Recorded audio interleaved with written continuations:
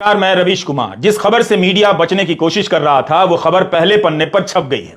इस देश में क्या हो रहा है और किस तरह से आपको अंधेरे में रखा जा रहा है यह आपको सोचना होगा और रवीश कुमार ऑफिशियल देखना होगा। देखना ही नहीं, ज्वाइन भी करना होगा। 29 अप्रैल की हेडलाइन को ठीक से देख लीजिए। संजय शेरपुरिया ने जम्मू कश्मीर के उपराज्यपाल मनोज सिन्हा को लोन दिया है। मनोज सिन्हा ने एक्सप्रेस के सवालों के जवाब नहीं दिए। यही हो रहा है अनेक मामलों और रिपोर्ट में हमने देखा है, आपको दिखाया है। सरकार से पूछो तो सरकार जवाब नहीं देती है, अधिकारी से पूछो तो अधिकारी जवाब नहीं देते हैं, और संवैधानिक पदों पर बैठे लोगों से पूछो तो वे भी जवाब नहीं देते हैं। मनोज सिन्हा ने एक्सप्रेस के सवालों का जवाब क्यों नहीं दिया?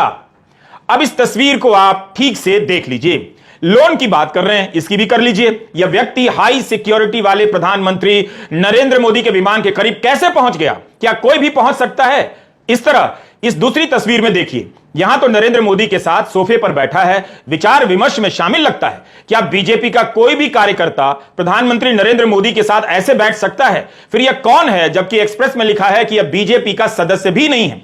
इस तीसरी तस्वीर को भी देखिए, यहां तो मंच पर सामने खड़ा है, प्रधानमंत्री से पुष्प गुच्छ ले रहा है या दे रहा है साफ नहीं, मगर मंच पर उनके सामने विराजमान है। प्रधानमंत्री के पीछे गिरिराज सिंह खड़े हैं। गिरिराज सिंह के साथ इसकी कई तस्वीरें हैं जो हमने आपको दिखाई हैं। खबरें कैसे आती हैं और गायब कर दी जाती हैं, इसे समझना होगा।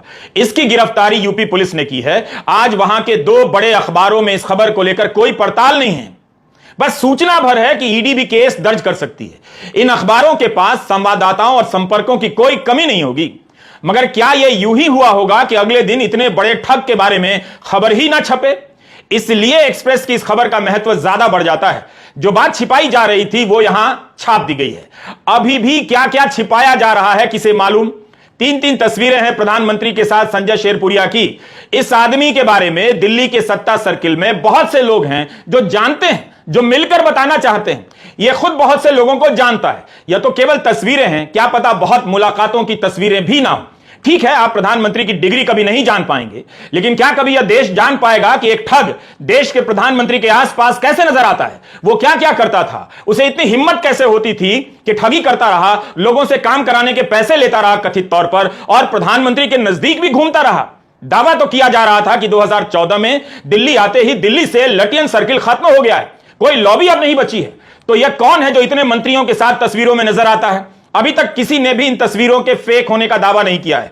संजय शेरपुरिया कौन है जो अनुराग ठाकुर को ही ट्विटर पर टैग करता है और उन्हें अपना परम मित्र लिखता है? लटियन दिल्ली के सत्ता सर्किल में घूमने वाले लोग इस आदमी को ठीक से जानते हैं।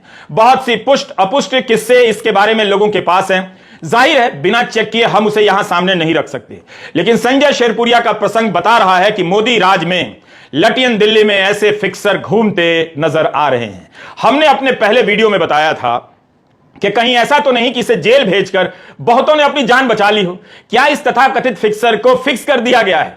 अचानक इसे फ्रॉड और फिक्सर बताया जा रहा है और तब भी इसकी खबरें छपनी बंद हो गई है। क्यों, सोचिए तो।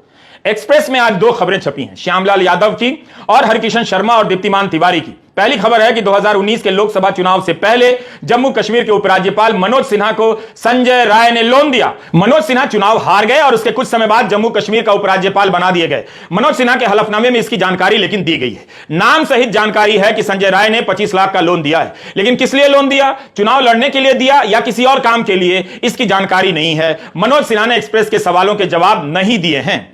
एडीआर की रिपोर्ट बताती है कि इलेक्टोरल फंड का सिस्टम आने के बाद बीजेपी को देश में सबसे ज्यादा कई हजार करोड़ रुपए का चंदा मिला है। जिस पार्टी के पास हजारों करोड़ रुपए का चंदा ही हो, उस पार्टी के एक उम्मीदवार को एक ठग से 25 लाख लोन क्यों लेना पड़ा? और ठग ने क्या बिना किसी उम्मीद के लोन दे दिया होगा? मनोज सिन्हा अगर इसी पर प्रेस कॉन्फ्रेंस कर देंगे तो यह खबर अपने आप चर्चा में आ सकती है, मगर एक ही तरीका है, चुप हो जाइए, बोलिए मत। गोदी मीडिया में दूसरी घटना बड़ी कर दी जाएगी तो अपने आप यह खबर दब जाएगी। इंडियन एक्सप्रेस की दूसरी खबर है कि संजय राय के कथित फाउंडेशन में केवल डालमिया परिवार और अन्य ने ही डोनेशन नहीं दिया है। पिछले साल मत्स्य पशुपालन डेयरी मंत्रालय ने इसे 2 करोड़ की सब्सिडी दी है। नेशनल डेयरी डेवलपमेंट बोर्ड के जरिए इस फाउंडेशन को 2 करोड़ दिया गया, क्योंकि राष्ट्रीय गोकुल मिशन के लिए ब्रीड मल्टीप्लिकेशन फार्म, नस्ल वृद्धि फार्म बनाना चाहता था। इसकी लागत 5 करोड़ से ऊपर बताई गई है। इसके लिए 2 करोड़ की सहायता राशि सरकार की तरफ से दी गई है। इस रिपोर्ट में भी है कि ब्रीड मल्टीप्लिकेशन के कमिश्नर भूषण त्यागी से सवाल पूछा गया तो उन्होंने जवाब नहीं दिया, लेकिन जब नेशनल डेयरी डेवलपमेंट बोर्ड से पूछा गया तो सूत्रों के हवाले से जवाब आता है कि बोर्ड ने इसके फार्म के प्रोजेक्ट का वेरिफिकेशन नहीं किया है। सूत्रों ने बताया कि मंत्रालय ने मंजूरी दी, उसके बाद बोर्ड से संपर्क किया गया। संजय शेरपुरिया गाजीपुर का है, मनोज सिन्हा गाजीपुर के हैं। संजय का कारोबारी जीवन गुजरात से शुरू होता है। मत्स्य पशुपालन डेयरी विभाग के मंत्री पुरुषोत्तम रूपाला है जो गुजरात के हैं। यह आदमी डेयरी बोर्ड से कैसे 2 करोड़ रुपए की मंजूरी ले लेता है? उद्योगपति इसके फाउंडेशन को किस लिए चंदा देंगे?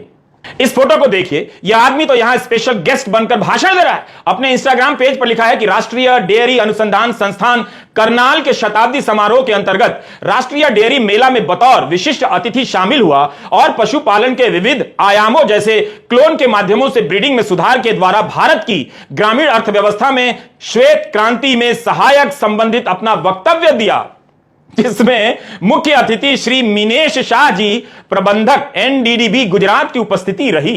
मैं इस सफल आयोजन के लिए डॉक्टर धीर सिंह जी, निदेशक एनडीआर करनाल को धन्यवाद प्रेषित करता हूं।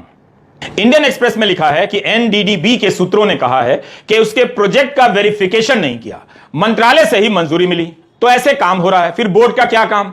यही नहीं, एक्सप्रेस ने अपनी रिपोर्ट में यह भी दिखाया है कि पशुपालन विभाग ने इनके प्रोजेक्ट की समीक्षा की है और मंजूरी दी है, लेकिन यह बंदा तो इंस्टा पर फोटो डाल रहा है कि विशिष्ट अतिथि बनकर गया है, जहां गुजरात के एनडीडीबी के प्रबंधक मिनेश शाह भी मौजूद थे। मामला सीरियस है बॉस। कहीं ऐसा तो नहीं कि इस कहानी से दिल्ली दरबार में हलचल पैदा की जा रही है? हो गई हो, हमारे पास इसके साक्ष्य नहीं है, मगर इस स्टोरी को ठीक से कवर करने वाले YouTube चैनल 4PM के संजय शर्मा ने अपने ट्वीट में इसी तरफ इशारा किया है। संजय शेरपुरिया की स्टोरी बहुत बड़ी खबर है जो सामने आया है, उससे लगता है कि बहुत कुछ सामने नहीं आया है। इससे तो यह भी साबित हो जाता है कि यह संजय शेरपुरिया बीजेपी के सिस्टम के करीब का आदमी लगता है। भाजपा के अध्यक्ष जेपी नड्डा के साथ इसकी तस्वीर है, राष्ट्रीय सचिव सुनील देवधर के साथ इसकी तस्वीर है, भाजपा के करीमगंज से सांसद कृपानाथ मल्ला के साथ भी तस्वीर पोस्ट हुई है, विश्व हिंदू परिषद के अंतरराष्ट्रीय कार्यकारी अध्यक्ष आलोक कुमार के साथ इसकी तस्वीर है, आरएसएस के चीफ मोहन भागवत के साथ इसकी तस्वीर है। हमने आपको पहली रिपोर्ट में बताया था